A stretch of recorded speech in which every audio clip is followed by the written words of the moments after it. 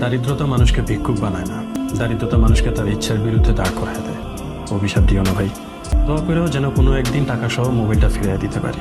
খালি পেট আর খালি পকেটের সংগ্রাম হচ্ছে জীবনের প্রকৃত সংগ্রাম। এই যে শুভরা, পেয়েছি আপনাকে। আপনি এখানে কি করছেন? আপনাকে আমাকে? কি ব্যাপারে? আপনি আমার বাসা ঠিকানা কিভাবে পেলেন? কলেজ থেকে ঠিকানা ম্যানেজ করেছি। আমাকে একটু 400 টাকা দিন তো। 400 টাকা? হ্যাঁ, সিএনজি ভাড়া। সিএনজি ভাড়া মানে? আপনার লাগেছে নিয়ে তো সিএনজি নিয়ে আপনার খোঁজে এলাম। আমার লাগেজ মানে? এই যে এইটা আমার লাগেজ আপনাকে কে বললো? কেউ বলেনি, আশেপাশে কেউ ছিল না তাই ভাবলাম আপনার লাগেজ। কেন, এটা আপনার লাগেজ না? না। দাঁড়ান, আচ্ছা ঠিক আছে, আপনি এটা রেখে আমাকে 400 টাকা দেন, আমি পরে টাকা দিয়ে এটা নিয়ে যাবো। আপনার সিএনজি ভাড়া আমি কেন দিব বলেন তো? তা ঠিক, আপনি আমার ভুলের মাসুল কেন দিবেন? আচ্ছা, আমাকে 400 টাকা লোন দেন। আপনাকে আমি চিনি না জানি না, 400 টাকা লোন কেন দিব বলেন তো? আপনার কাছে থাকলে দেবেন, না থাকলে নাই। আমার থাকলেই বা আপনাকে কেন দিব? বাবা কি বলতো জানেন? বাবা বলতো যে যখন পারবি না তখন সহযোগিতা নিবি, আর ছাড়বি না হেরে যাবি না, আর যখন পারবি তখন সাধ্য মতো সহযোগিতা করবি। ভাই, একটু আমার দেরি হয়ে যায়, আচ্ছা একটু দাঁড়ান। ভাই, আমার কাছে এই মুহূর্তে কোনো টাকা নেই, ঠিক আছে? আমি আপনাকে এই ঘড়িটা দিচ্ছি, আমি জমা রাখতেছি, ঠিক আছে? আপনার কাছে অনুরোধ, এই ঘড়িটা আপনি বেচে ফেলেন না। আপনাকে টাকা দিয়ে আপনার 400 টাকা দিব, দিয়ে এই ঘড়িটা আমি নিয়ে যাবো, ঠিক আছে? আর শুধু একটা অনুরোধ, আপনার ফোন নাম্বারটা লাগবে, আপনার গাড়ির নাম্বারটা আমি রাখবো, আর আপনার বাসার ঠিকানা। জি, এই যে শুনেন, আপনার নাম্বারটা আমাকে দেন, আমি আপনাকে টাকা পাঠিয়ে দিচ্ছি, ক্যাশ করে নেবেন। আমার কাছে কোনো ফোন নাই, মানে মোবাইল নেই আর কি। আপনি এক কাজ করেন, কাইন্ডলি আমাদের এই সিনজি ভাইয়ের ফোন নাম্বারটা আর গাড়ির নাম্বারটা আপনি একটু কষ্ট করে একটু আপনার মোবাইলে একটু টুকে রাখেন। নাম্বার কত ভাই? 017 নাম্বার 4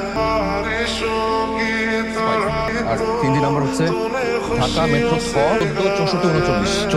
ঠিক আছে ভাই, কিন্তু আমি লাগেজ নিয়ে এখন কি করবো বলুন তো?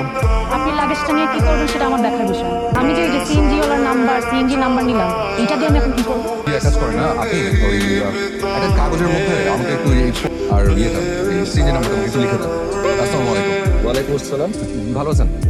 হ্যাঁ ভালো আছি, কিন্তু আপনি মানে তোমাকে চিনতে পারছি না। জি, আমি একজন মানুষ, বুঝলেন, কোনো একজন উপকার করতে এসে নিজেই বিপদের মধ্যে পড়ে গেছে, এটা কেউ বিশ্বাস করছে না। কি করবো সেটা বুঝতে পারছি না, কি করবো বলেন তো? কিসের বিপদ?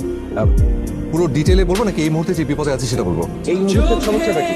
সকাল থেকে শুধু পানি, কোনো নাস্তা করিনি, রাস্তা পরে খেয়েছি শুধু চিড়ার গুড়, পকেটে নট সিঙ্গেল টাকা। একটা বড় সমস্যা। আচ্ছা, আপনার গাছের ওই মানে গাছ পানি টানি দিয়ে দিই, কিছু টাকা পাওয়া যাবে? লাগবে না, আমাদের আলাদা লোক আছে।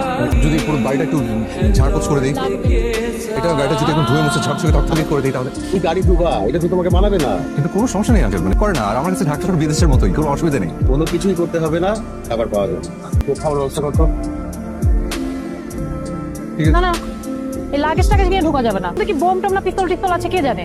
আর এখানে যদি অন্য কিছু থাকে, বাইরে থেকে লাগছে যদি কেউ নিয়ে যায় তখন? ঠিক আছে, আমার ভেতরে ঢোকা লাগবে না। আপনি এক কাজ করেন, খাবারটা নিয়ে আসছেন এখানে, আমি এখানে বসেই খাবো। মানে?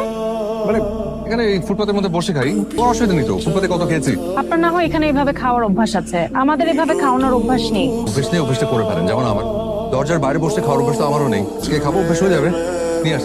আচ্ছা, গেটের ভেতর বসেন। और एहसासे